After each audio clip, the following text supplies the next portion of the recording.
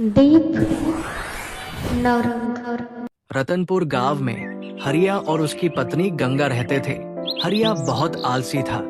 वो कोई काम नहीं करता था, बस दिन भर बेड पर पड़े सोता रहता था, जिस वजह से हरिया की पत्नी बहुत परेशान रहती थी और उसे उल्टा सीधा बोलती रहती थी। लेकिन उसे अपनी पत्नी की बातों का कोई भी फर्क नहीं पड़ता था।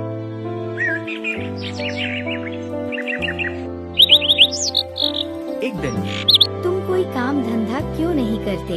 कब तक अपने बाप को कमाए हुए पैसे पर आराम फरमाओगे? शुरू हो गया तेरा ड्रामा। रोज रोज एक ही बात बोलकर मेरा दिमाग खराब करते रहती हो। जाओ अपना काम करो। इतना सारा पैसा मेरे पिताजी मेरे लिए तो छोड़ कर गए हैं। भला वह किस दिन के लिए काम आएंगे? ये पैसे एक दिन खत्म हो जाएंगे, तब क्या करोगे?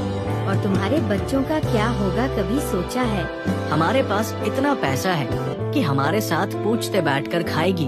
तू जा, मेरा दिमाग मत खा। इतना कहकर हरिया सो जाता है। गंगा भी ये सब सुनकर गुस्से में काम करने लगती है। गंगा रोज हरिया को काम करने के लिए बोलती, लेकिन हरिया कुछ नहीं करता।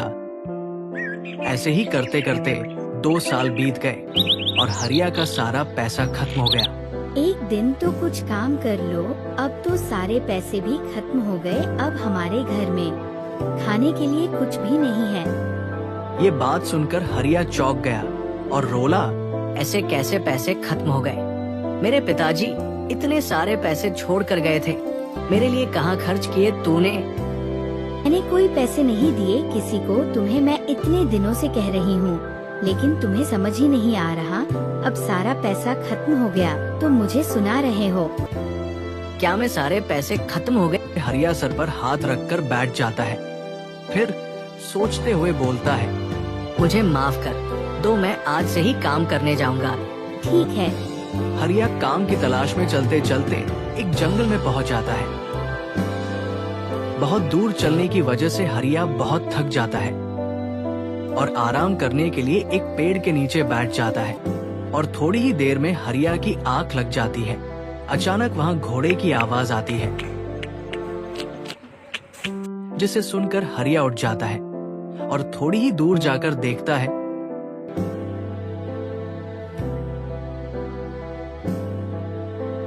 तो उसे एक गुफा के पास 3 लोग दिखाई देते हैं।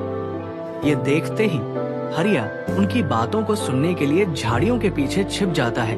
उन 3 लोगों में से एक व्यक्ति बोलता है, जाओ तुम लोग, मैं अभी हीरा मोती लेकर आता हूँ। ये बात सुनकर वो सब वहाँ से चले जाते हैं। तभी व्यक्ति इधर उधर देखते हुए गुफा के पास जाता है और जादुई मंत्र बोलता है, गुफा गुफा में तेरा रखवाला आया हूँ। ये मंत्र सुनते ही गुफा 2 अलग अलग भागों में बट जाता है और एक हीरे मोती की गुफा बन जाती है। वो व्यक्ति गुफा के अंदर जाता है। हरिया भी उस व्यक्ति के पीछे पीछे गुफा के अंदर चला जाता है और वहाँ से वो व्यक्ति बहुत सारा हीरे मोती लेकर बाहर आ जाता है और जाते हुए दोबारा मंत्र बोलता है, गुफा गुफा में तेरा रखवाला आया हूँ। मंत्र बोलते ही फिर से गुफा खुल जाता है और वो व्यक्ति वहाँ से चला जाता है।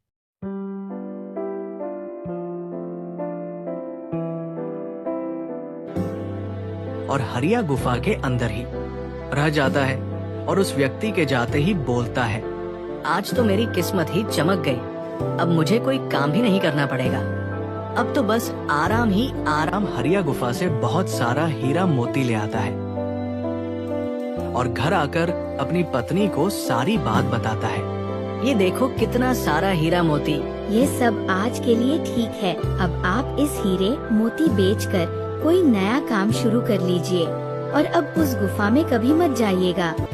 अब काम की क्या जरूरत? अब जब ये हीरे मोती खत्म होगा, मैं दोबारा वहाँ से ले आऊंगा। गंगा ने हरिया को समझाने की बहुत कोशिश की, लेकिन वो नहीं माना। वो जब हीरे मोती खत्म होता, वो गुफा में जाता और हीरे मोती ले आता।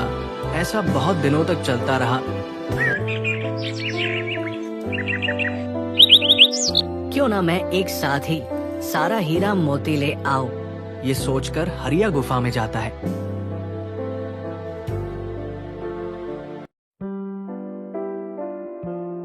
और हीरे मोती इकट्ठा करके गुफा से बाहर आने के लिए मंत्र बोलता है।